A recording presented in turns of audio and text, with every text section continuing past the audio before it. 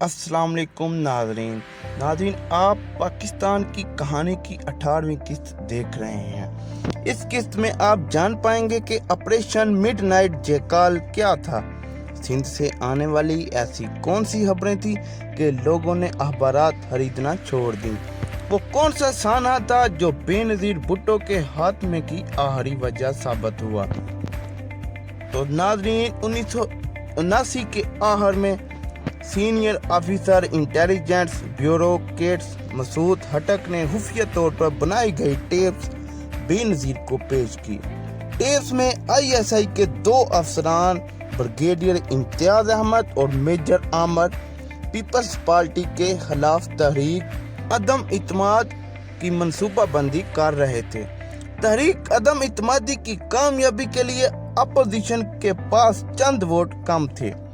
Tapes के मुताबिक major आमर और ब्रिगेडियर अहमद पीपल्स पार्टी के कुछ एमएनएज पर दबाव डाल रहे थे कि वो अपनी पार्टी के खिलाफ वोट दें। ये कार्रवाई खुफिया तौर पर रिकॉर्ड हो गई और पकड़ी गई। इस साजिश को मिडनाइट जैकाल के नाम दिया जाता है। ये नाम भी उस डीआईजी मसूद हटक ने दिया था।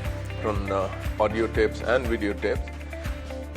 But before that, to understand Midnight Jackals, you have to understand that there were preparations being made for lodging, tabling a vote of no confidence against Mohtamma Benazir Bhutto, operating like jackals and in the middle of the night.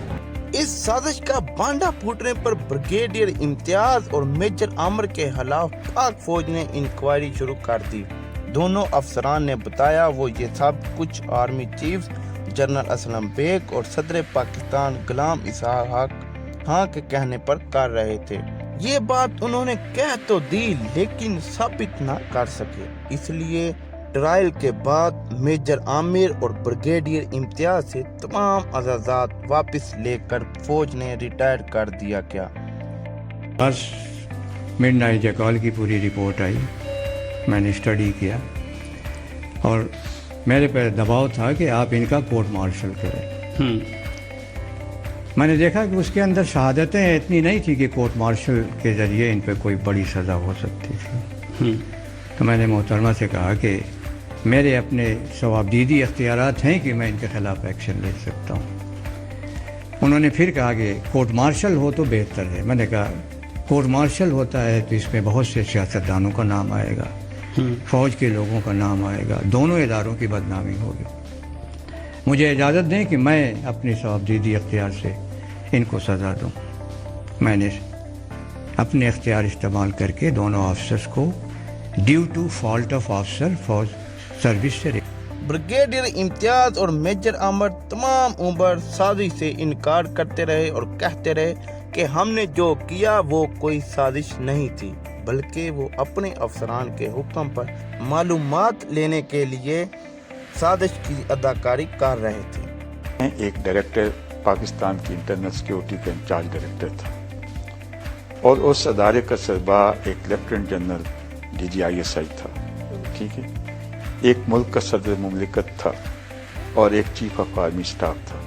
जो फैसले होते थे, जो policies मुरतब होती थी और जो अहकामात सादर होते थे वो उस ट्रायंगल से साए होते। और मैंने कहा मैं तो डीजी के लिए ये कर रहा था, मैंने इसके रिजल्ट्स भी डीजी को दिए हैं। आप रिटन ब्रीफ दे रहे थे? हाँ, रिटन।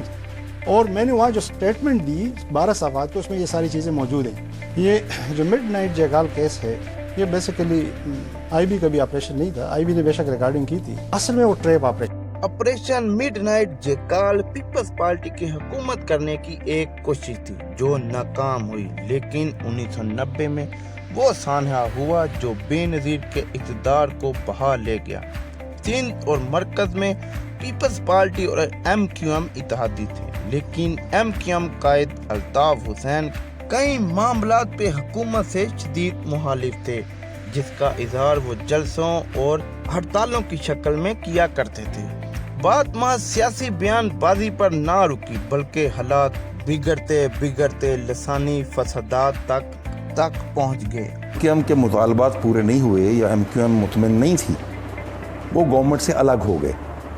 लिहाजा सिंध हुकूमत जो है वो उसका वजूद ख़तरे में पड़ गया कि अब ये इधर पीपल्स पार्टी की हुकूमत कायम रह सकेगी कि नहीं।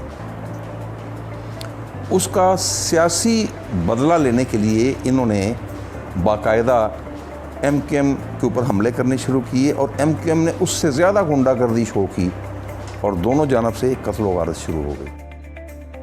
हर रोज़ अखबारात में खबरें छपती कि सिंध से फलां शहर में इतनी लाशें और फलां में इतनी लाशें पहुंची। तशद्दुद से हलाक होने वालों में पंजाबी, सिंधी, मुहाजिर सभी शामिल थे। कराची और हैदराबाद से मशकूक शुदा लाशें ही नहीं, बम धमाकों की खबरें भी आने लगी।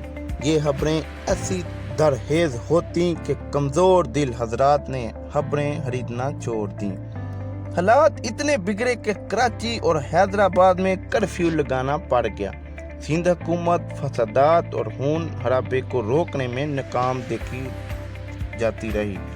ऐसे में IG सिंध को पता चला कि कत्ल गारत के कुछ मुलजम हैदराबाद के पक्का किला में पनाह ले चुके हैं। इनको गिरफ्तार करने के लिए 26 मई 1990 के दिन IG सिंध की क़यादत में पुलिस ने ऑपरेशन शुरू किया। पक्का किला अल्ताफ हुसैन MQM का घर समझा जाता था। पुलिस का कहना है कि जब पक्का किला में तलाशी शुरू की गई तो गोलियों और तशद्दुद का सामना करना पड़ा, जिसका सख्त जवाब दिया, जहां से मामला बिगड़ना शुरू हुआ। MQM के मुताबिक पुलिस ने कुरान उठाए एहतजाज करते लोगों पर भी फायरिंग की, खवातीन की इज्जत लूटी और बच्चों तक को निशाना बनाया। अब बारात में ऐसी खबरें भी छपी जिनके मुताबिक पाकिस्तान का परचम पकड़े हुए उन लोगों को पर फायरिंग की गई जो पक्का किला के मकीनों की मदद के लिए जा रहे थे। ऑपरेशन दूसरे दिन भी जारी था कि फौज ने मुदाखलत करके इसे रुकवाया। ये ऑपरेशन बेनज़ीर भुट्टो हुकूमत के हाथमे का बास बन गया। बेनज़ीर भुट्टो इस ऑपरेशन को एक साजिश करार देती थी और कहती थी कि हक़ाइक़ को बिला गहराई से पेश किया गया है।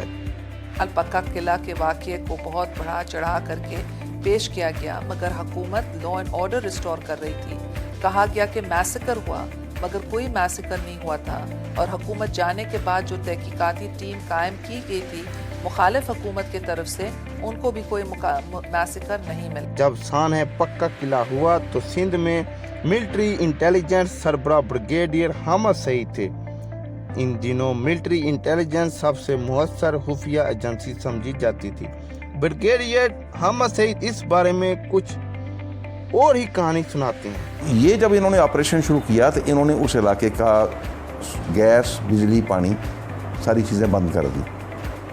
तो 3 दिन के बाद औरतें, बच्चे गर्दन में कुरान मजीद लटकाए हुए, सर पे कुरान मजीद उठाए हुए, वो बाहर निकले कि हम तो भूखे मर गए हैं, खुदा के वास्ते अब ये जुल्म बंद करो। तो इन्होंने उस जुलूस के ऊपर, वो जो औरतों बच्चों का जुलूस था, उसके ऊपर भी अंधाधुंध फायरिंग की, जिसके नतीजे में 50 से ज़ायद अमवात हुई।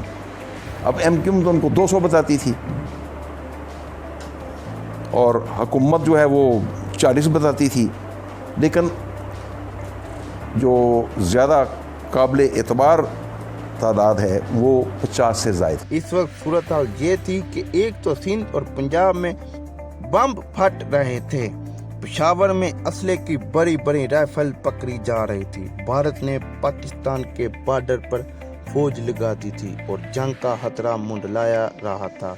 इधर सितम बला सितम ये कि बरतानवी शायरी सलमान रुश्दी ने एक गुस्ताखाना किताब लिखकर पूरी दुनिया में मुसलमानों के दिलों को ठेस पहुंचाई। इस पर पाकिस्तान में अमरीकी सफारत खाने के बाहर मुजाहरा हुआ जिसमें 6 अफराद जान बहक हुए।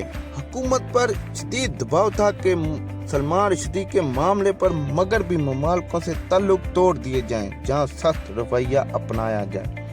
बेनज़ीर भुट्टो के आर्मी चीफ से ताल्लुकात खराब हो गए थे और सदर गुलाम इसहाक खां से इनकी बहुत बिगड़ चुकी थी। ये वो हालात थे जिनमें 16 अगस्त 1990 के दिन गुलाम इसहाक खां की आवाज़ रेडियो पाकिस्तान पर गूंजी।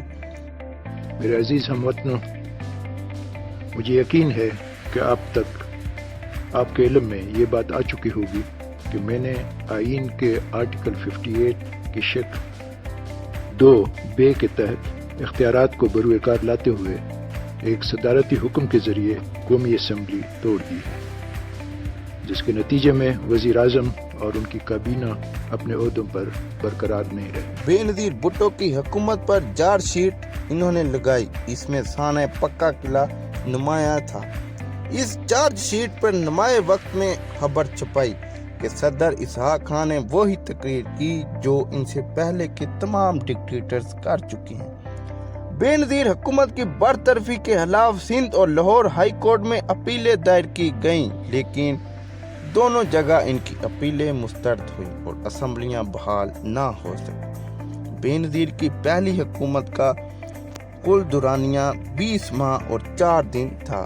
آج آپ نگران وزیر اعظم اور وزرائے اعلیٰ کے ناموں پر شدید مخالفت سنتے اور دیکھتے ہیں، لیکن کیا آپ جانتے ہیں کہ بے نظیر حکومت کے خاتمے کے بعد جو نگران حکومت قائم کی گئی اس کے وزیر اعظم کون تھے؟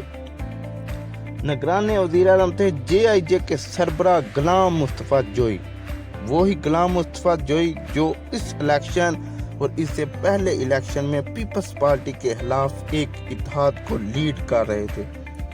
نواز شریف نے 1990 کے الیکشن میں بے نظیر بھٹو پر وہ کون سے 3 الزامات لگائے جو 28 سال بعد واپس انہی پر لگے؟ بلاول ہاؤس کے مالی اور بابرہ شریف نے الیکشن 1990 میں کیا اہم کردار ادا کیا؟ غیر ملکی ماہرین نے اس الیکشن کو شفاف قرار دیا تھا، لیکن پھر 14 کروڑ روپے تقسیم کرنے کی کہانی کیا تھی؟ یہ سب آپ جانیے ہماری اگلی قسط میں، اور اگلی قسط کو دیکھنے کے لیے ہمارے چینل کو سبسکرائب کریں اور ساتھ دیے بیل آئیکن کو ضرور پریس کریں۔ اگر اس ویڈیو نے آپ کی معلومات میں اضافہ کیا ہے تو لائک، کمنٹ اور ویڈیو کو ضرور شیئر کریں۔ اسی صورت یہ سلسلہ جاری رہے گا اور ہم بہتر سے بہتر بناتے چلے جائیں گے۔ اجازت دیجیے گا، ملتے ہیں انشاءاللہ اگلی قسط میں۔ اللہ حافظ۔